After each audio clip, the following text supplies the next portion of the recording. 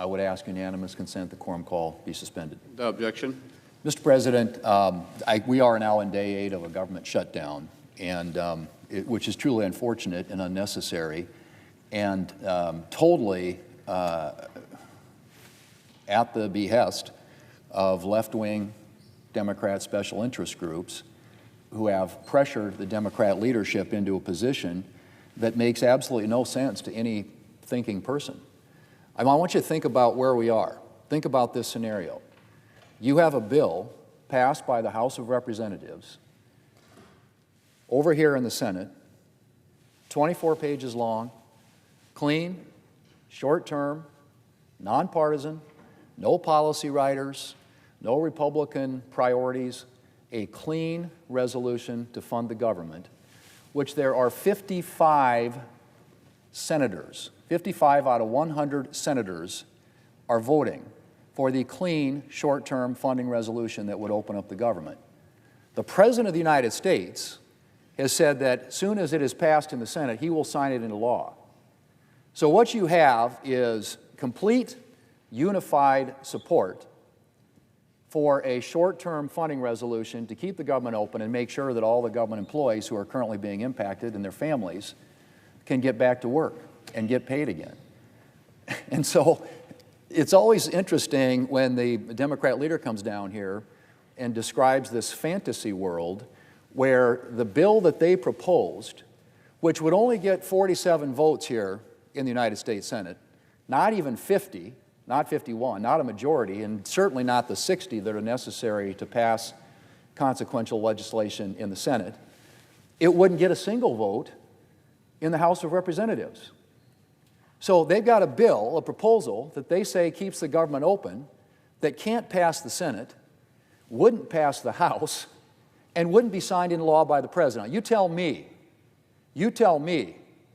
who is responsible for the government shutdown. Republicans passed a bill in the House, over here in the Senate, 24 pages long, sitting right at the desk. We can pick it up and pass it today, send it to the President, who will sign it into law, the government opens up again.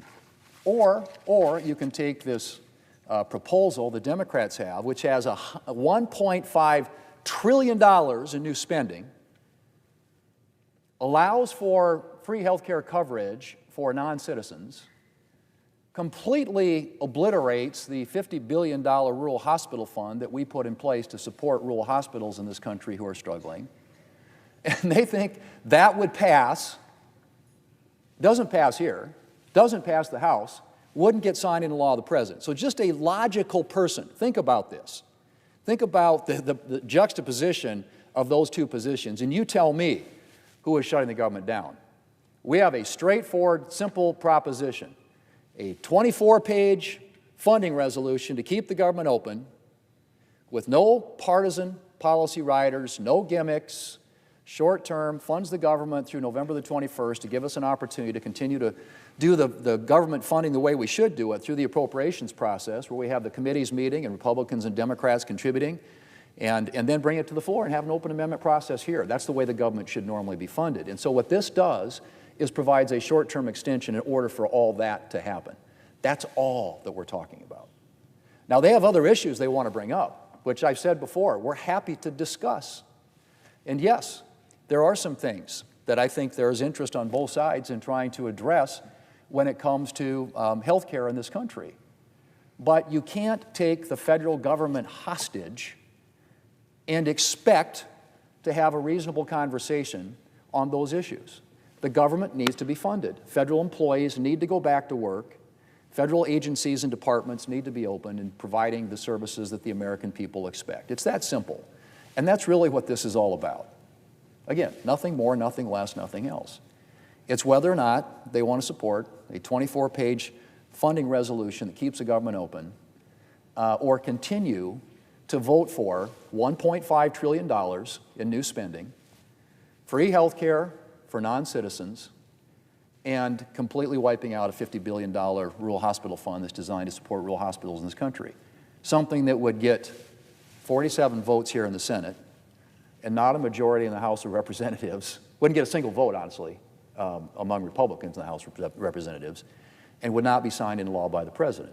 versus something, again, passed by the House, here at the Senate.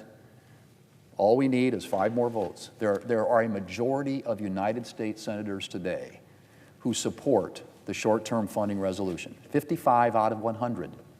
We need 5 Democrats. You tell me who's shutting the government down. And Mr. President, I think that the public is coming wise to this debate and this argument and these fallacious arguments that are being made by the Democrats. In fact, there's a new Harvard-Harris poll that came out Monday that found that 70% of voters oppose the government shutdown. 70%.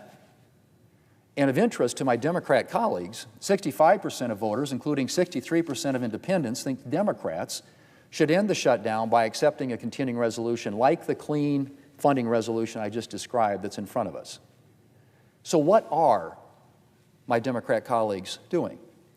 Well, after their resounding defeat in the presidential election last November, you'd think they might be paying attention to the strong majority of voters who would like the shutdown to end as well. Now, you'd think they might notice that 63% of independents, voters I'm sure Democrats would like to capture in the next election, want Democrats to accept a resolution like the clean CR in front of us. But you'd be wrong. Because, Mr. President, Democrats are still deeply enthralled to the far left. And they're taking their marching orders for this shutdown from far-left interest groups. And I mean that literally. A recent Axios article reported, and I quote, "Progressive grassroots groups are blasting congressional Democrats on speed dial to hold the line in any negotiations to reopen the government," end quote. Now that followed an Axios report that found, and I quote again, "Senate Minority Leader Chuck Schumer and his staff are closely coordinating their government shutdown strategy with outside liberal groups. Backing down and helping fund the government like Schumer did in March is unacceptable," the groups have told his team," end quote. Backing down and helping fund the government like Schumer did in March is unacceptable, the groups have told his team, end quote. And so the liberal groups say, jump, and Democrat leaders say, how high? Forget the robust majority of independents who want Democrats to end this shutdown. You know, Mr. President, back in the day, and by back in the day, I mean as recently as 6 months ago, the Democrat leader was a pretty passionate opponent of government shutdowns.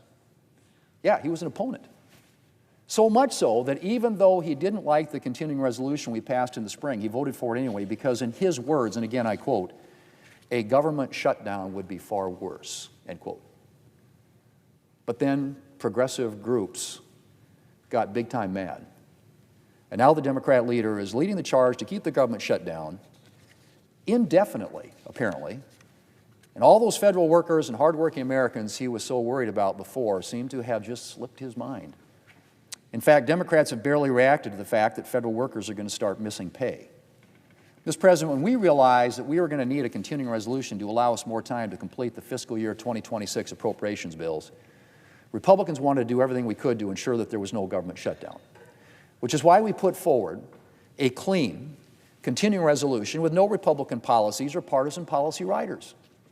We knew a shutdown would be costly and disruptive for hardworking Americans, and we were determined to ensure the Democrats had no reason to oppose our CR.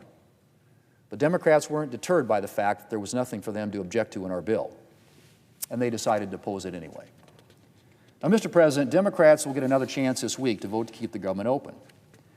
And I hope that the Democrat leader and Democrat senators can summon up some of that concern they used to have about shutdowns and vote to reopen the government. At the very least, if the Democrat leader is too worried about his polling to vote to reopen himself, he could allow Democrat senators who do care about the functioning of our government to join Republicans to reopen. Mr. President, I yield the floor.